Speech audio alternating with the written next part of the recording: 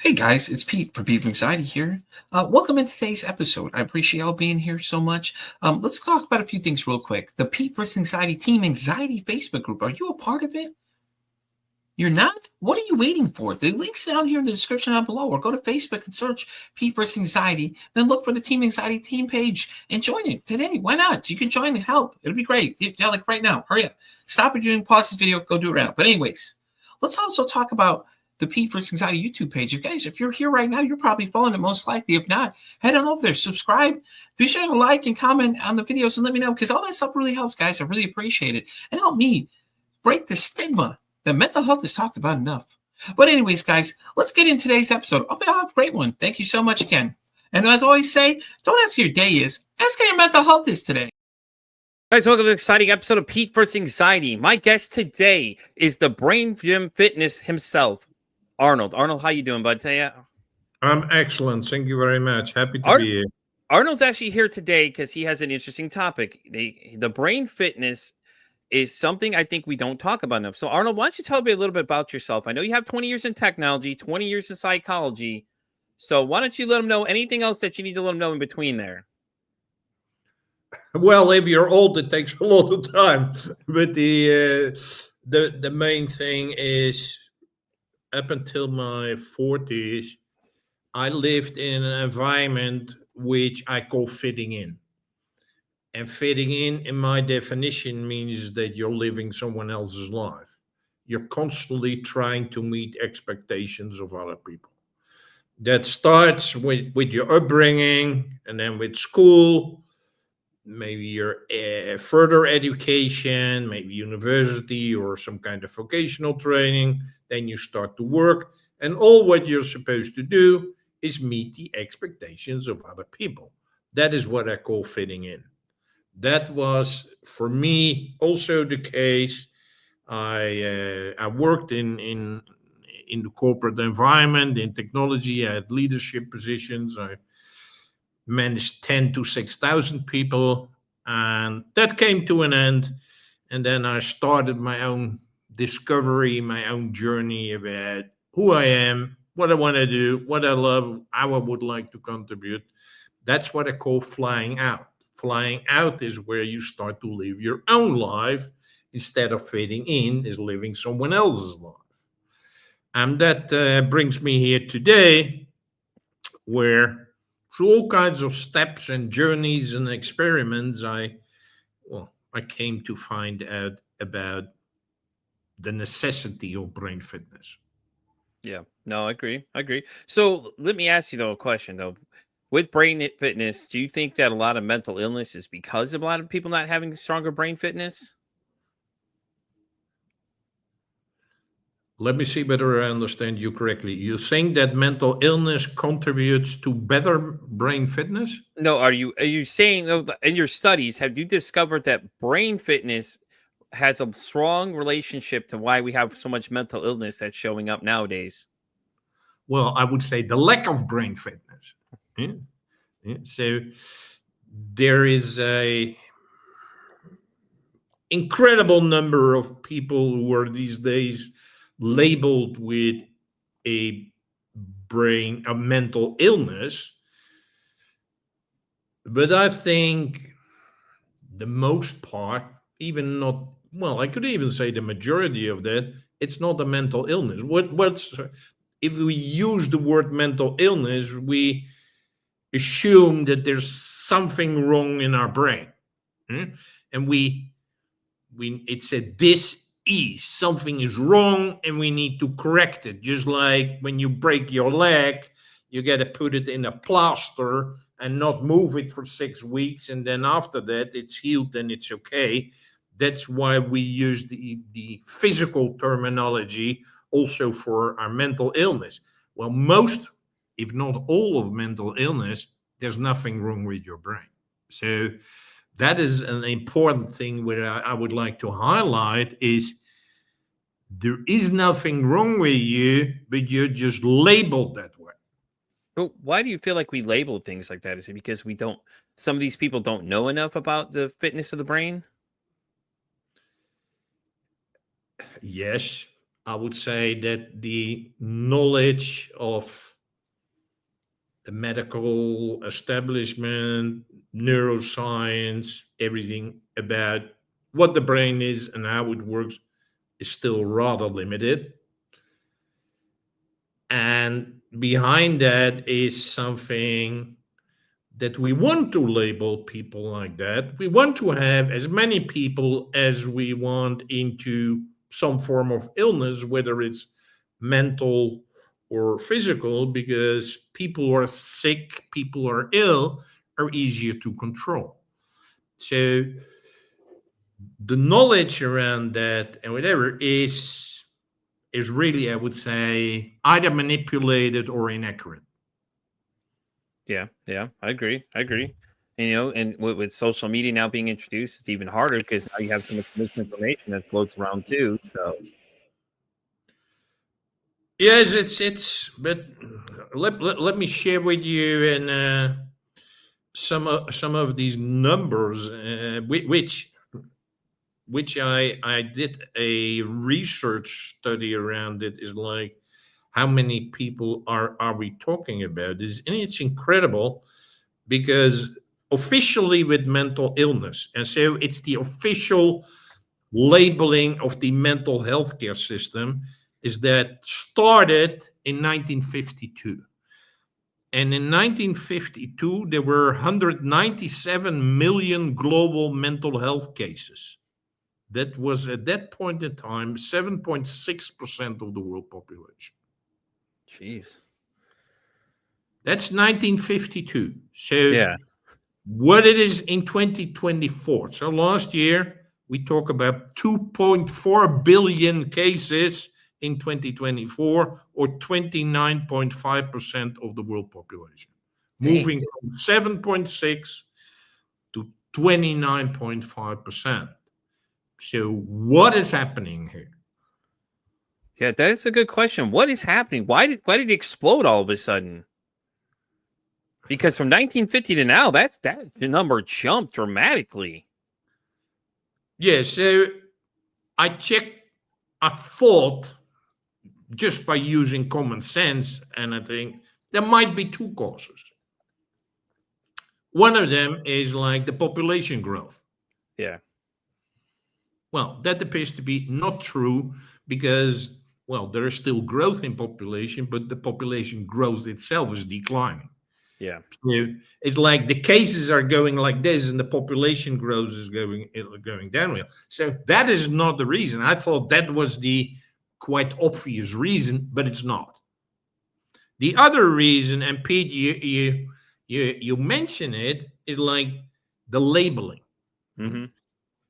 In 1952, there were 106 labels. So it's called the DSM, Diagnostic and Statistic Manual of Mental Disorders. And they got like from, this is bipolar, this is anxiety, this is depression. There were 106 labels. How many are there today? God, I can't even imagine. Over 1,000 at least. No, there are 300. Oh, I was going to say, maybe I overshot, but still. But there will be a new DSM, I think, next year. Okay. So that might be the reason that there is a growth in this number of cases, but that's not the case. That there are more labels, so going from 106 to over almost 300, it counts only for 1 to 5% of the cases. So it's not population growth. It's not the number of labels. What is it then? And, well, there hasn't, as far as I see, no very deep study done. I use the AI and it says like, well, maybe there's less stigma, which is true. There's increased awareness. There are changes in health system. There are different people seek help earlier. So they think like, well, that might be some of the cases. So if you follow this trajectory which I just shared, I think it proves that a lot of these numbers are what I said are inaccurate. Well, the numbers are there, but we label people with things which totally cannot be proven by growth in population, growth in different ways of analyzing, whatever. So for me, it's just a way of conditioning and labeling people, because again, if you say, "Oh, you're mentally ill," yeah, yeah, I understand. You got ADHD, you got bipolar, you got these things. Like, you need to take some medicine, and Yeah, that's pretty probably true. That's pretty true in Western medicine. Medicine seems to be the go-to for everything. yes, and that is also the case with mental illness. It's not only with physical illness; it's the Yeah. same model, like I just described. It's exactly the same model. We try to sell you, and which is basically a subscription model, because once you use it, you have to use it for the rest of your life. Yeah, because if you, let's say, for your depression, you get what is called a group of medicine called SSRIs. When you take the thing, you become numb. You become Yeah. very like, ooh, you're numb. Yeah. And it creates a lot of nasty side effects. So, and then you say, "Hey, I got these side effects. Oh, we got another medicine for that." Yeah. And then that other medicine creates a side effect. And then it's like, "Oh, we also get a medicine for that." So people end up with using on average 6 medicine. Yeah. So I think that's what they're doing, is to make you addicted to these medicine, which are not helping, by the way. And beside medicine, they get some kind of mostly therapy, talk therapy, some classes, cognitive behavioral. For some people it helps, but for Yeah. most people it doesn't. And so it's like, but what it, so that is the practice where I think is just behind it is a business model. And the business model is to make you addicted to these medicine.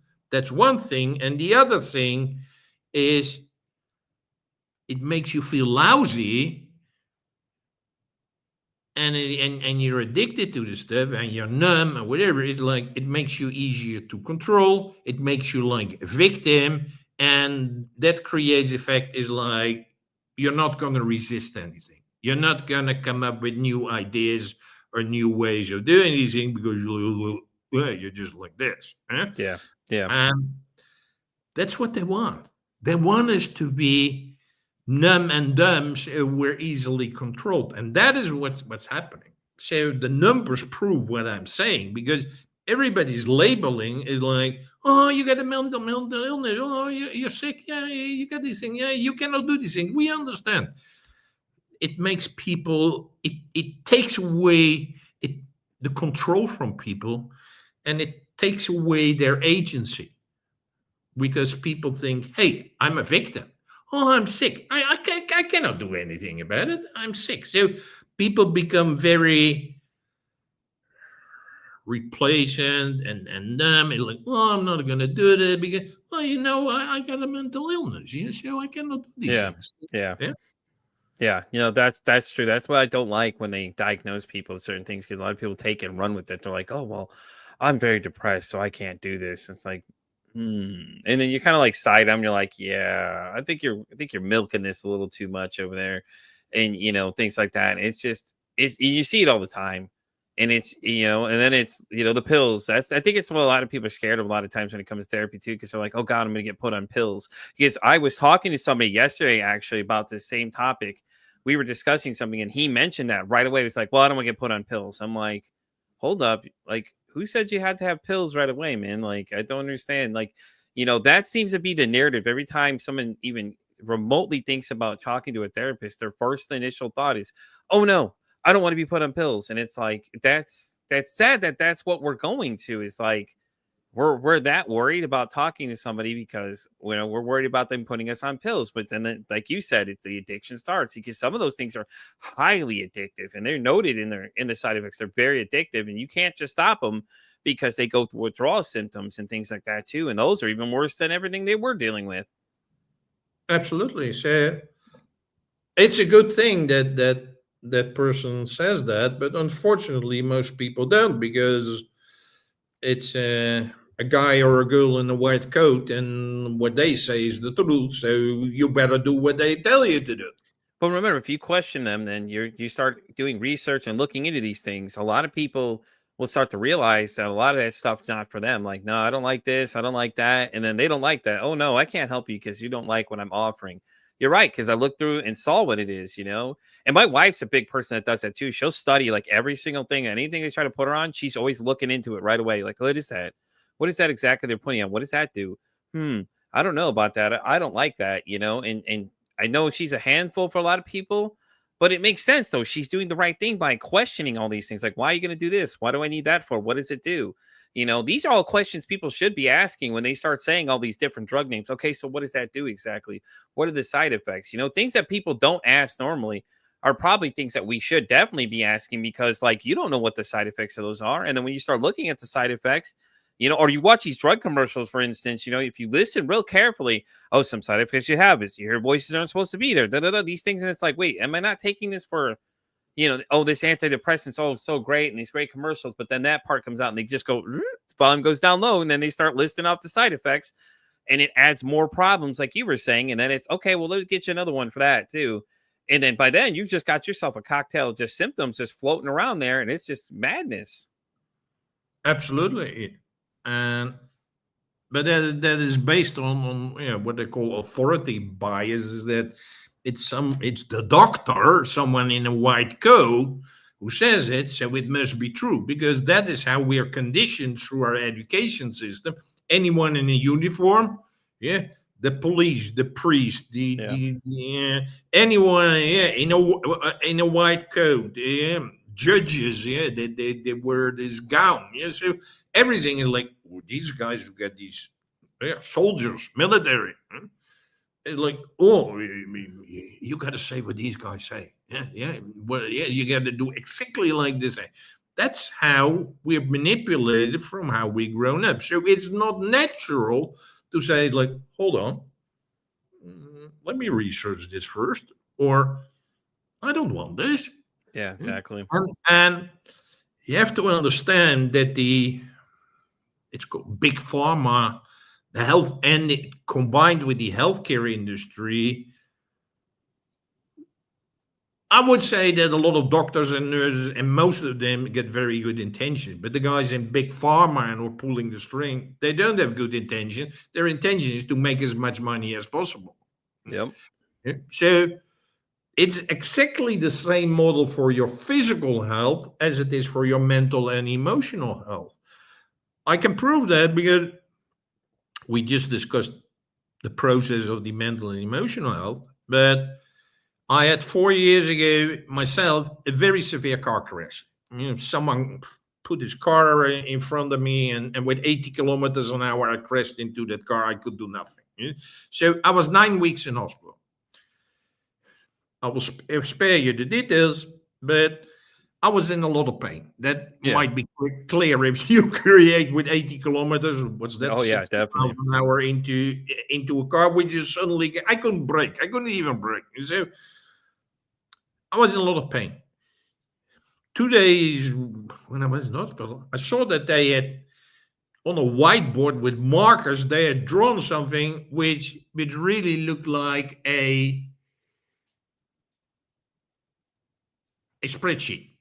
And they had put the times on top. Is like 4 times a day I would get painkiller, and I get 4 different parts, 4 different sorts of painkillers, among which what's the main one with an M? I'm not sure. Well, so I get 16 different painkillers per day. So I asked them to explain it to me because I could see it from my bed, and like, this is it. I said, I don't want 16 different painkillers every day, because, well, you're in a lot of pain. Yes, absolutely true. But I, I don't want to get out of this hospital being an addict to painkillers. Yeah. Yeah. They looked at me like I was really crazy. It's like, but you're in pain. You need to take them. Yeah, but this stuff is highly addictive. There were Yeah. at least 3 out of the 4, and probably 4 out of 4, which are extremely addictive.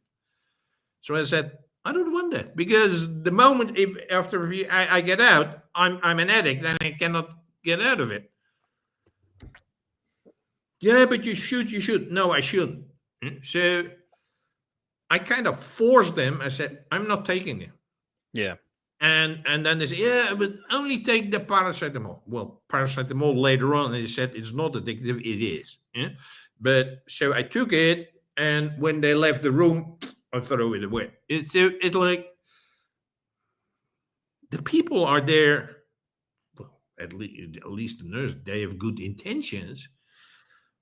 But you have to look at the long term. You have to look at the impact of all these things. And well, I had this pain for almost 3 years. It was very tough, but I'm not addicted. Yeah?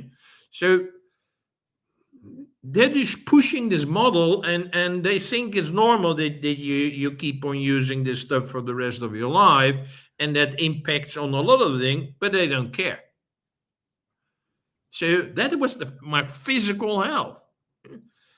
So with mental health, this is exactly the same. It is, well, keep the pills and keep on using them for the rest of your life, and that's just the way it is. No, it's not. So what do you think causes mental health, though? I mean, I know people tell us, but what do you think? Because you've done the studies, you obviously know this on a deeper level than most people do. Because if you look at the numbers, like, they're just putting labels on things now just to get us in there. But what really is the cause of it, though? Well, there are many causes. From my study, I'm going to share my study, and actually yesterday I read an external study. I'm going to share that as well, because Yeah, go ahead. a lot of these things are the same. I think number one cause of mental health is a completely dysfunctional and corrupt society. Nothing is working in our life anymore. There's no housing. Most people have no food. It's not safe. You get migration. Well, even if you post on social media, you can end up 3 years in prison. So all of these things, we're living in a total dysfunctional society right now. And if you look at the projection toward the future, it's really horrible. Yeah. So that's the main reason. Number 2, smartphones and social media. Yep. I recently saw a study that these were student age, and it's been calculated that they're on their smartphones for 25 years of their life, if you extrapolate it. 25 years of your life wasted because you're on the smartphone. So it's the smartphone or whatever. Number 3, it's the lack of sleep. People have these smartphones in their bedroom, on their cushion when they're sleeping. You see, and because there's all this distraction, which is 7/24. Yeah, it goes on and on and on and on. You have no sleep. Sleep is one of the most underrated and very, very important things for your mental health. The 4th one we have been discussing, I call it denying of duality. And it's the pathologizing of problems, emotions. It's like we live in a duality, meaning is there are nice things and there are not nice things happening. And at some point you're healthy and you're not healthy. And sometimes you're happy and sometimes you're unhappy. That's what we call a duality. There's light, there is dark. So yeah, it's like now people say, it's like, oh, you're unhappy, you should see a doctor. Unhappy is part of life. Yeah, you lose a friend. You didn't get the promotion at your work. You're getting sick. You're having a fight with your best friend. you shouldn't go to the doctor and say, "Do you have pills because I feel a bit sad or angry or depressed or whatever?" Like, no, it's just part of life. Yeah. Or the, which is quite fashionable, and I find it really appalling. Is like with young kids, it's like, oh, they got ADHD, attention deficit disorder. It's like, oh, he cannot concentrate, he cannot focus. Well, let's go to the doctor, let's give him medicine. It's like, when you're a young kid, whether it's a boy or a girl, it doesn't matter. They have a lot of energy and they want to express that energy. But if you're only allowed to sit all day in a chair and watch a screen, you need an outlet for your energy. So of course they are distracted. That's part of life. That doesn't mean they have a mental illness and ADHD and put you on medicine, which makes you like a zombie. Yeah. Yeah, I think a lot of people with that one there, they diagnose them so young, and it's like, well, how are you diagnosing them so young? It's like they're just kids, like you said. They got a lot of energy. They want to get up and do things. They were very vocal and make a lot. They're still learning how things go, and they're still trying to figure out all their emotions and all these other things. So I not teach them how to regulate those emotions versus trying to give them pills to make them zombified and then not learn how to handle these emotions. Yeah, but what I'm trying to say is that's why they are pathologizing these emotions. Emotions are a part of life. Yeah. So it's not like you can have a pill or a situation where you are happy and healthy and wealthy for the rest of your life. That's nonsense. Yeah. I'm going to add these. It's a study. It's called The Mental State of the World. It's being it was published at the beginning of this year, but I only read it yesterday. I've read the ones from 22, 23, 24. It's over 1 million people research. It's not a small search. It's a very, very large base. And they have a thing what they call the mental health quotient. Yeah? So just like you have EQ, IQ, you have also MHQ, which they do. So it's very thoughtful research. And they are seeing that among the younger population, not the elderly, but the young population, it's getting worse and worse and worse. Their mental health quotient is getting worse, and not only like last year, but it's over the years they could see when they compare the numbers, and they have 4 reasons which they say which are the cause of decline. Number 1 is social connectedness. It's like because people are all day, they're not talking to other people. They're just watching a screen and sometimes sending an emoticon, but they're not having meeting with friends or talking with strangers or the family member. How many times you see a picture of a family having dinner together and everybody's watching their phone? Yeah. Yeah. So social connectedness is a big problem. Well, I mentioned smartphones already. And another one, which I also had on my list, I got a list of 15 points or something like that, is ultra-processed foods. Especially young people, they don't cook anymore. They just have delivery service, getting these McDonald's or whatever they eat. It's horrible for your mental health. And it's not even for dinner. I see delivery boys during breakfast. So it's like people are not eating healthy stuff anymore. And the last one, but not the least one, I would say, is environmental toxins. Is that in the water, in the air, in the food, in cleaning product, there are microplastics everywhere. They're spraying with chemtrails, all kinds of poison on us with aluminum and everything else. So through the environment, we get a lot of basically poison in our body. Yeah? And there are hundreds of different poisons in our body, and that have an impact on our brain as well. Yeah, true. I think to your point about the delivery one, I think that the fact that people are getting those super ultra processed foods is because it goes to the thing about how society is so messed up now. It's like you don't have housing, you have hard to get food, and it's so cheap and so quick, and we live in we want it now, we don't want to wait kind of society now. It's like, cook something, oh god no, that takes too long, I want it now. So with delivery service, that gives you that So they're ordering all this stuff, instead of using it for good, where you could order stuff from the grocery store, get the stuff and make it yourself, which would probably in fact cost you cheaper, and you make it healthier because you can decide what you're putting in there. Yes, but people think, well, not always they think, but they're like, oh, it's fine, it's healthy, it looks good, it tastes good, and why should I cook myself? I don't even know how to cook. It destroys your health, really. Yeah. Isn't it scary though? People don't know how to cook. It's like one basic function that we've all learned through our lives that now we don't know how to cook. It's really not that hard to do. Like, people make it hard, and it's gotta be. Well, I don't know how to make this.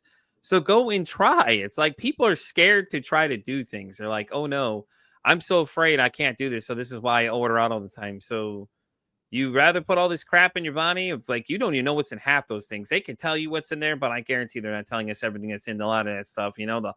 All the endless amount of things that you see in there, and then all these people online telling you all these different things. They have so much misinformation out there. It's just like, oh God, no, we can't cook. It's too hard, when it's really not. You have like those Instapots, air fry. You have all these other little devices that can do everything for you.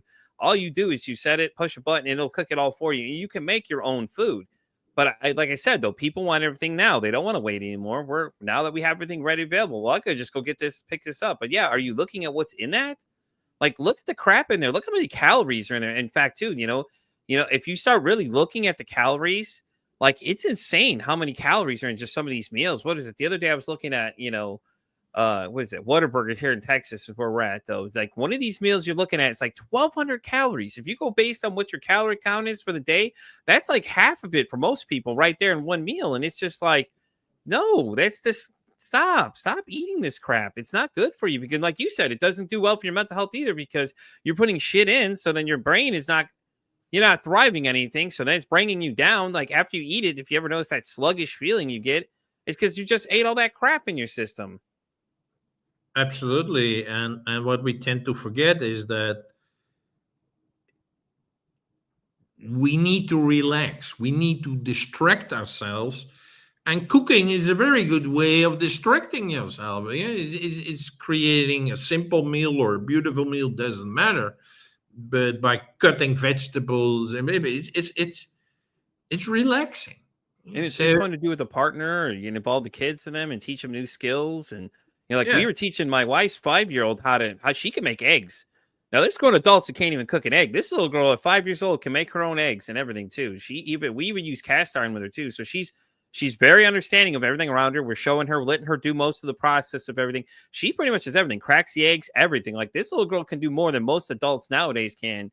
And she's 5 years old. Like, it's just like, it's not that hard to teach people to cook. It's just, people, I think, don't see it as an opportunity, man. It's a great opportunity for you and your wife, for you and your kids to get together and just do something. It's great. But everything is there. It's already so easy. It's like when I was 17, 18, my mother didn't teach me how to cook. She didn't like cooking, and she didn't teach me, but I wanted to learn it because I was going to study at university, and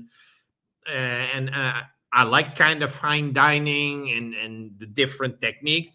So I bought a course, which was a written course, because I'm talking about 50 years ago. It's like I bought this course, and it came once a week, and then I tried it. And so that's how I learned to cook. So now you get videos, you got audio, you got everything. And by that, when I did, it was nothing. I only had these. Well, it looked like a magazine where it taught me the techniques.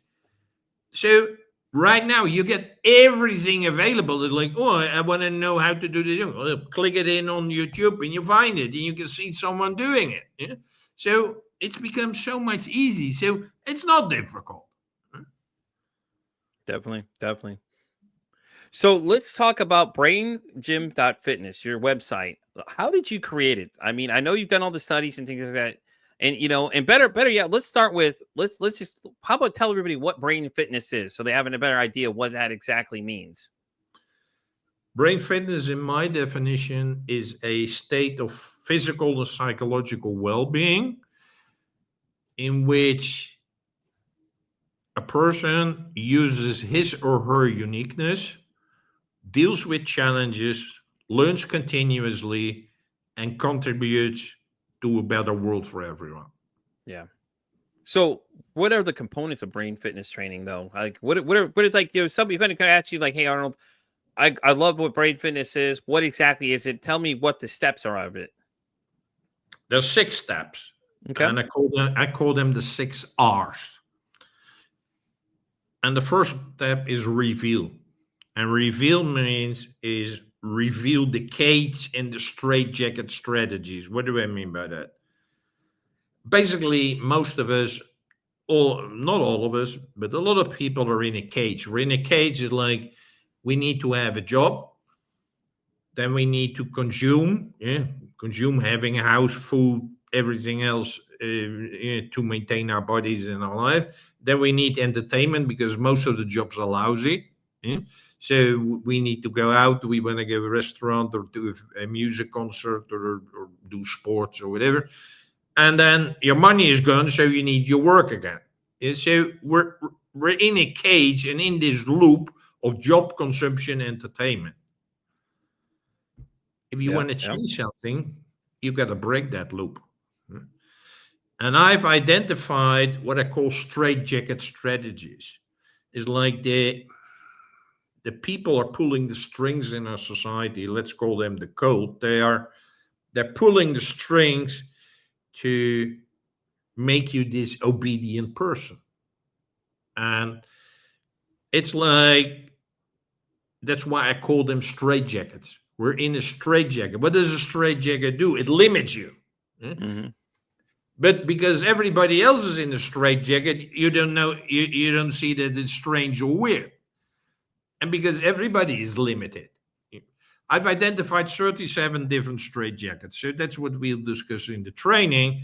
And by awareness, you already remove them, and some require a bit of work. But it's like, I ask people, there were the Olympics or World Championships, and you got all these sports guys and girls.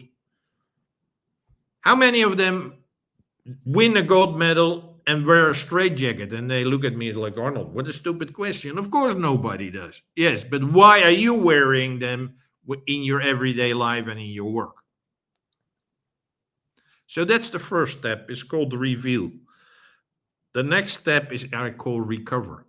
We have to recover from the fact that we're put in a cage, that we are trying to operate and do our best in a straitjacket, in multiple straitjackets. So we really have to recover, and we have to recover from addiction. Most people are addicted to something. When I used the word addiction 20 years ago, people said, "Oh, it's like jabbing drugs and everything." Like, you get now gaming, you get shopping, you got porn, you get this alcohol, you get so many things people are addicted to, social media. So it's like people are addicted to these things. So you need to get rid of that. And suppression, we have been taught and told that we have to suppress our emotions. Men, women, boys, girls, most of us have no clue listening to your emotion because they're not supposed to be here. You're not supposed to be angry. You're not supposed to cry as a man. So it's like we need to recover from that because those are sources of our becoming better. The next phase is reactivate. Reactivate a lot of our mental, emotional, spiritual, physical, environmental, and social capabilities. In most of our work, it's only the mental thing. It's only, well, do what we tell you, do it exactly like we tell you, and that's it. But we human beings have so many more capabilities, but we're totally not using them. Reset is the next R. Reset means look at the world in a different way. It's just like, well, you and I are glasses, we get transparent glasses, but imagine you get green glasses. Because you got green glasses, you think the whole world is green. I say, no, it's not green. Or you put on blue glasses and then you think the whole world is blue. No, it's not. So you got to reset your lens, and I would say question authority, question what people teach you and what's in it for them that you take these pills. So let's reset the lens. The next step is you got to relearn things, because basically what's being taught at school, at university, at every is old-fashioned stuff. That's stuff from 30, 40, 50, 60 years ago. It doesn't suit today's world and environment. It doesn't teach you how to use AI and when and how to use AI. I think AI is one of the most dangerous developments in our society. But the only thing is discussing at school, are you allowed to use it or not? But people should be using it like, why? What for? What are the pluses? What are the minuses of using it? That's not being taught at school. One of the most important things to prove my point, what is the common denominator in life, except that most of us are suffering a lot of the time? It's change. Everything's changing. We are changing. Our family members, our friends are changing. The climate is changing. Trees are changing in the season. Everything is changed. But Pete, did they teach you at school about change? No. How to deal with change? How to accomplish change? Isn't it strange that the phenomenon, I would say, is most common in our life, in our society, and nobody talks about it in our education? Yeah. That's reactivate. The last one is recreate. Is like, based upon all the previous step, is like, create a better environment for yourself, for your friends, for your family, maybe for your neighborhood, for your community, maybe for your city. Maybe if you have big plans, maybe for your country or for the world. Yeah, so apply this new way of working for a much wider perspective, because you and every person has much, much more potential than what you're using. But because everything is suppressed, everything is keeping small, we think we're stupid or we cannot do that or we're not good enough.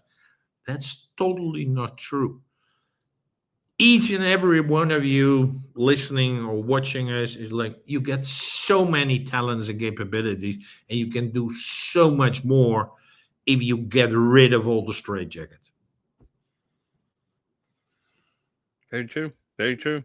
I agree. But, I think, though, that leads into the next question is why it's changed so hard, though, for people. I mean, my thought personally is that we've been taught one thing so many ways. It's like, I don't want to stray against what I've been told, though, because all those straitjackets have been put on, as you say, they're like, well, I kind of like the feeling the straitjacket right now. I don't want to go outside this comfort zone because this is what they're telling us to do. But, there's a lot of people that get outside of it, though. Then they're the ones that are viewed as, oh, well, they're crazy, or, they're viewed as, something in that category of just like, being a heretic of the group. Oh, well, no, they're wrong, but they're not wrong. They're the ones that have gotten out of the jacket and realized that, what is really going on is that, I need to take a harder look at what's going on and stop accepting everything that's just given to me because that's what society says, and start questioning things like, like, what is this? What is that? These things that they don't want us to ask. Yeah, so you can make the conclusion that they don't want us to change because it took them, let's say, on average 20 years to make us into obedient slaves, because that is the time from your upbringing, school, high school, university, and let's say it's 20 years. They put in a lot of time and effort to make us into very conformistic persons, essentially slaves. Do you want them to change after 5-10 years and say, hey, I'm no longer going to do that? I'm going to say them. They don't want that. So Oh no.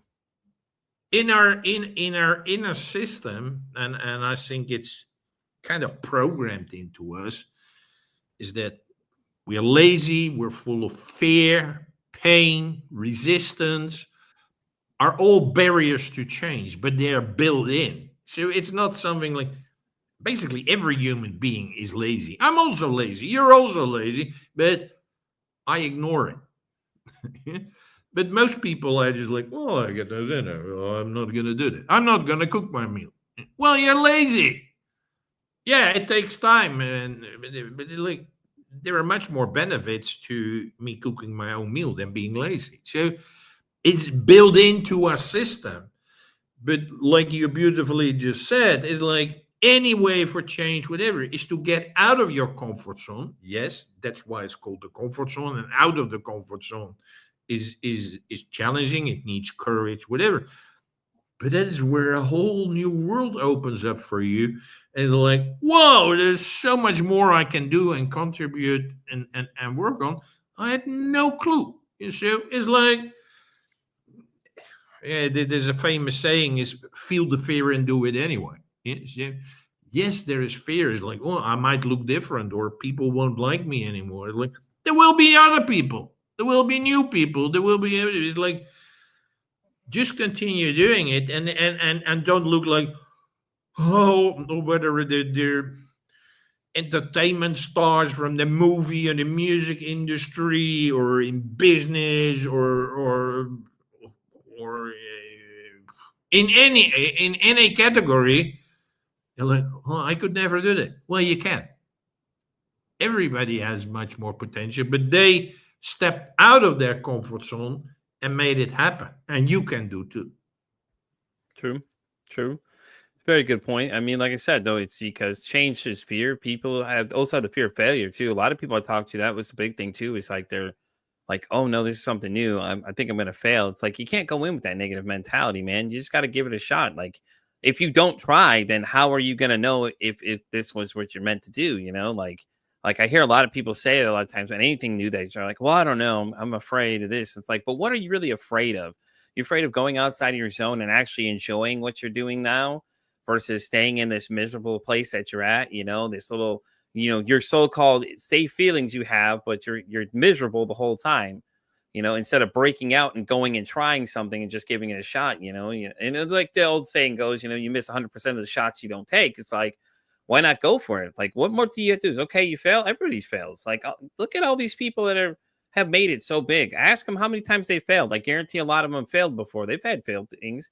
But you know, I think that's the biggest fear for people. It's like, oh God, I'm gonna fail, and then what do I do next? You just get back up and try again. I mean, it's life. It happens. You know, don't be scared to fail when you try something. You know, nobody said you're gonna be an expert at it right away. You know, half of us that started doing any of the things we're doing now, we had to start somewhere. Listen, when I started this podcast, I didn't know anything as much as I know now. You know, I can tell you all the failures I have. You know, but it's like I always, you know, help people now. I literally tell people about it. I'm like, listen, let me tell you some of the things you run into. These are the things I ran into. Maybe this will help you get along. You know what I mean? It's just, I just think people are they're so fear mongered by everything they hear. And then social media too. It just keeps like filling their heads with all this crap. And it's just, it's, you know, and especially when it comes to food, like it's like my Instagram lately has just been sending me these videos of these people just like, oh, you can't eat this, you can't eat that. It's like, do your research. Like, then the second thing is, for the love of God, ask credentials of these people. Like, listen, what is your credentials that you have to give me advice?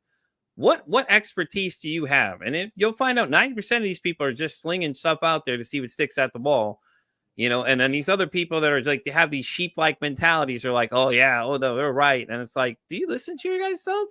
Like, you all sound crazy. Like, you know, you have that mob mentality. Like, oh, well, one person says it. Okay, well, I'm just going to go with them because it's safe to stick with a mob instead of questioning, you know, hey, listen, what are your credentials? Like, what is your background that you're giving me advice and telling me not to do something, that you're out here telling everybody else not to do something, you know? And it's like, people are scared of that. They're scared of like being the person that goes against the grain because, you know, in social media, you'll get blocked and everything else. Okay, you get blocked, and maybe you ask the right questions, and that's why they blocked you, because they know that you're digging deep on something that they don't like. Yeah, maybe it's even a badge of honor. And I would like to add to that, Pete, that people have to understand that we are unique. Mm-hmm. There is no human being in this world of 8 billion human beings who is exactly the same as you or I. Exactly. That means I can tell you. My mother before she passed away, she was 92. Most of what she eat every day was full of sugar. She was not fat at all. If I would have eaten the same amount as she, and she was a petite lady, I'm a big guy. If I would have eaten the same amount of sugar as she had, I guess I would by now weigh 150 kilos. So it's like, but she is unique and I'm unique. So sugar didn't make her fat and it makes me fat. So it's like, that's because every person is unique. So generally speaking, eating a banana, what I do, is healthy, but maybe eating a banana, it makes you sick. Just try and use it. Yeah. And don't believe like what they say is for everything. No, we are unique. Mm-hmm. I agree. Like, it's the same thing with any of these illnesses you get, like diabetes. It's different for everybody how it reacts, and things like that too. So like my body reacts differently to certain foods than other people's does, and even in that sense, when in the beginning, just like you said, try. You're not gonna know until you know what it reacts to. So you're in the beginning, it's a test run, anyways. You're trying to see how your sugar levels react to what you're eating, so you know what foods to stay away from. You're not gonna know. I mean, they can tell you all day what to stay away from, but some of that stuff you can have still a little bit of, moderation, but you won't know until you try. And then when you look at it, you can see there's all these great things nowadays. You got these monitors and all these continuous monitors and things. You can see and kind of test for yourself and see what kind of stuff you can have. That way you're not so limited to what it is you can have. Because I think when people hear diabetes, then it's like, oh man, it's because all that sugar. No. So fun fact, it's not just the sugar. It's actually the carbs that are worse for you. But you can have carbs, but you have to have certain kind of carbs that are better for you. And it's like, when people hear these things, like I remember when I got my diagnosis at first, people made it sound like I was dying. Like the way they said it and the emotion that came off it was like, it was not a good feeling. It was like, yeah, people made it sound like, you're going to die now. It's like, but it's not. It's like, it's not what it is. It's just because I didn't take care of myself early on. And I tell people, I'm like, listen, you all need to start taking better care of yourselves. That's why I preach to all these younger kids. I'm like, you need to start taking care of yourself better, because you don't want to end up in a situation like I am, because now I'm restricted to certain things, and some days it's harder than others. In the beginning it was, because I was learning a lot of new things as I go, and figure out what my body can handle and what can't handle, and I always try to preach it to other people else, like, hey, listen, you got to take care of yourselves. Like, some kind of fitness, and people think it's like, it's so hard. It's really not. Get up, go take a walk around the corner, man. My sugar goes up high. If I go up, take a walk in the corner, take some water with me, and take a stroll on my blocks, take the dogs out for a walk or whatever. I come back and it's dropped instantly. And those little things, that's all it is, But people are so scared when they hear these things. They're like, oh God, I'm gonna die, and these and that, and all these, I'm gonna lose it. No, if you don't take care of yourself and you don't, do the things you need to do, then it's a problem. Then that's where the issue begins. And that's where it starts, is because you don't do enough research. Like we've been talking about, do a little research, look into it, do a little testing. Like you said, test stuff out and see what happens. You're not going to know until you try something. Well, if you get something that reacts really bad, okay, not to try it then. Don't stay away from that. Okay, well, I can't have that, but I can have this instead, And we live in this like fear mongering on social media. It's like, stop listening to all these people, and do your own research, man. There's so much research out there. You can find so many different, actual facts out there versus these idiots out here telling you all these other things and fear mongering sugar and, oh God, sugar makes you fat. And it's like, it's really not the case. It's how much you eat in moderation. And anybody could tell you calories, okay, don't eat in a calorie deficit. You don't eat so many calories, but if you burn up more than you bring in, there you go. It's that simple. Like these guys are over complex, are fear mongering to the point that people are just like, oh God, I'm so scared. I have to listen to him. If not, I can't buy this. Or these other ones that really just drive me nuts are the ones that are like, well, don't eat this, buy this $50 product that I'm selling, that I'm making money off of, because you're buying it, because this other stuff's really bad, but my stuff contains the same thing. It's like, what? It's like, if you did some research and looked at it, you see that they both contain the same thing. He's just selling you this more expensive product because he benefits off it. At the end of the day, it's so stupid. Yes, but it comes down, and you mentioned it a lot of times, is like, Just try, Mm-hmm. experiment. What works for you, what doesn't work, and not try it once. Just try it for a few weeks, a few months. Try Yeah. things. It doesn't matter what it is. It's like I always use a very simple example of like a coaching client is it's my dream that I have my own horse. Yeah, that in the stable I have my horse, and each evening after work I can ride my horse, and the weekend I can ride in the forest, and I can do this thing. Okay, sounds interesting. Have you ever ridden a horse? Nope, never had. Well, first try, and especially if you're older, which I was in my 30s for my first time I rode a horse. It's not easy, and by the way, it's very frightening. It's very frightening. It's like whoa, and just try. So it's like you could be chasing all of your life, and like I want to have my own horse, and you've been 2 times on the horse, and you're so fucking afraid that you will never ride again. So it's like, yeah, That's so true, though. I mean, it's so true, though. You're not wrong. What you're saying is 100% correct. It's like, people get so scared, and then it's like, well, I'm gonna go do this. Have you ever done it before? No, then go try. Why not? Well, and then they come with 20 different reasons, and they talk themselves out of it. It's like just go for it, man. What do you have to lose at the end of the day? I think the fear of failure is the biggest thing for most people, though. Like we were talking about, I think that's the scariest thing for people. Is they're so afraid to fail because they don't know what to do after failure. It's like you just get back, pick yourself back up, and go again. Like, what do you think happened when we were kids? We did stupid stuff all the time. We fell, hit our head, or smacked your leg on something. Okay, we know not to do that again because that hurt. We don't like pain, so we stay away from that. I mean, it's the same thing, but it's like, so many people are so afraid to do things because everybody has us living in a state of fear. But it's just like, just go for it, man. What more at the end of the day do you have to lose? That's what I tell everybody always. I totally agree, and in essence, is like if you're perfectly happy and satisfied and you love your life and everything's fine, I understand you don't want to change and you don't want to try new things. Yeah. But 99.5% of the people are miserable. So why do you want to stay in a state of being miserable? Exactly. Why don't you try something which makes you feel healthy, which makes you feel full of energy, which makes you feel that you do something meaningful in your life? Yeah? So in order to do that, you have to try new things, you have to experience, you have to get out of your comfort zone. Right, exactly. Well, as we start getting ready to wrap up, Arnold, I wanted to thank you for coming, man. I had a great time. This was a great conversation. I love the fact that you came with all the facts and things, and it was very informative. So I appreciate you being here. I do have one quick question for you, though. I ask all my guests the same thing. If you could break the stigma of mental health, what would it be? Like the one thing that drives you crazy that you hear people say all the time. You're like, hey, listen, stupid, stop thinking this. What would it be? You have no mental illness. It doesn't exist. I love it. Thank you so much, Arnold. By the way, Arnold, if anybody's looking to get a hold of you, what's the best way? Is it thebraingym.co? Is that your website, or is it just thebraingym.fitness? No, which if people look at my picture below, my name is called braingym.fitness. That is my website.